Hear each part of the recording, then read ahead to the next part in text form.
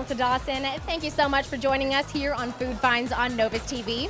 When it comes to our own neighborhoods, most of us know what's up in the world of amazing restaurants.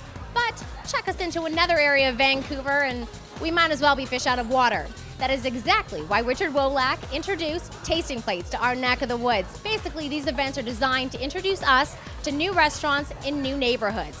So tonight we happen to be in the East Village, but before we get eating, Richard, remind us, what do we get with the ticket? You get tasting plates. I mean, basically dishes are of all sorts of different styles. People do different sizes, of course, of different dishes at each of the restaurants. Tonight we actually have cups in addition to the plates, so you'll probably see some bowls along the way as well. Nice. And tonight specifically, tell us a little bit about the restaurants we'll be visiting. Yeah, we are going kind of like, we're jumping around a little bit. We're going to Latin America, to Bolivia. We're going to Thailand. We're going to Britain. We're kind of mixing things up a little bit, and then we're adding some liquid to the realm, I guess is the way of putting it. So we've got lots of tea tonight, Steam Tea House. We are going to a brewery, Parallel 49 Brewery. You're speaking my language. There you go. And then we're doing to Spirits. So Odd Society Spirits is brewing vodka and gin in East Vancouver now, and we're going there. Okay, enough talking, guys. Let's eat. First up on our hit list is Kessel March. It's a newbie to the restaurant scene, but it's already getting rave reviews. Let's go find out why. Okay, Richard, you have dragged us into an industrial area in Vancouver. What's the draw here?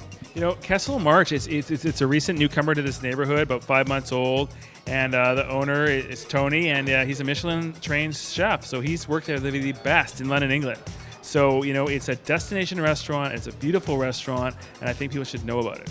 Yeah, Michelin star, you expect some good food, so tell me about it. What are we eating? So we're a bit of a British-style Euro cuisine here. So we are about to have sardines on toast.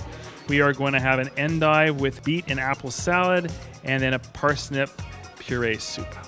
Okay, I say we go with the soup first. Nice and comforting and warm.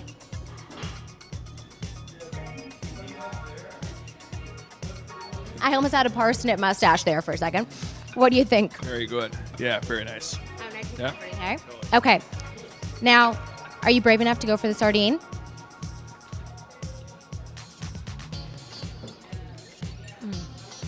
If you're afraid of sardines, don't be. So good, right? So good. I know he has a solid cream underneath it he makes that he learned how to make when he was in England, so it's really good. Wow. And on to the last. A cute little petite endive cup filled with some goodies. This is great. This is all so good. Ready for more? I checked out Windsor Meat Co. to nosh on the roast suckling pig that had everyone talking. After that feast, I downed a few samples of Parallel 49's finest before imbibing at New Kid on the Block, Odd Society. After a few drinks, Richard and I managed to squeeze in one last tasting plate at Saltenas. All right, Richard, we made it. It's our last stop of the night. Tell me, why'd you pick Saltenas? Because, you know, in Vancouver we don't have too much Latin American food, and it's Bolivian. I thought it'd be a great addition to tasting plates, adding a taste of Latin America, and it's a wonderful family-run operation, and I think they're doing such a great job. So Bolivian would be a terrific idea. So that's what we've done, and we've got quite a different variety of eats.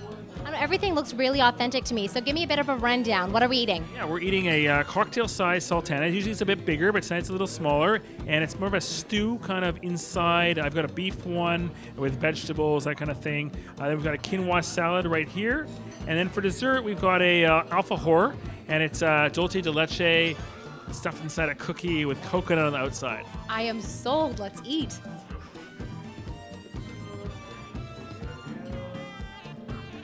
Oh, that's so rich and hearty. What do you think? Very good. So it's got a bit of a sweetness to it. So I've got the beef one here, vegetables, and it's just it's delicious. And some really familiar flavors, too, so not too hard to approach. Well, I think it's really neat is they make these, they hand make them in the kitchen every day. They're fresh, like every hour. They're making them out of the oven, and they're hand rolling the dough. You know what? And the quinoa salad is such a nice palate refresher, a cleanser. So what do you think of the salad? Great. So, you know, it's good to have a quinoa salad. It balances things off a bit. Of course, dessert is always a bit, you know, like, I'm more about my fingers, and you're about a fork. I was trying to be classy. Geez, calling me out on that, Richard. Come on. I love it.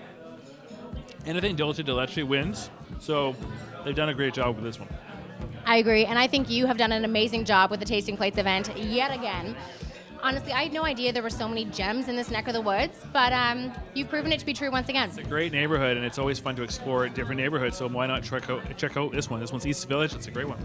And I hear you have another Tasting Plates coming up in not too long. I do. I have one in 2 weeks. It's actually in Burnaby Heights. It's the first time I've gone to Burnaby with Tasting Plates, so it's a great neighborhood and lots of new restaurants opening in that area, so there's be quite a variety in there as well, and that's on December 11th. All right, guys, well, for more information on that and all the restaurants we featured tonight on this Tasting Plates, just go to tastingplatesyvr.com. For Food Finds on Novus TV, I'm Melissa Dawson.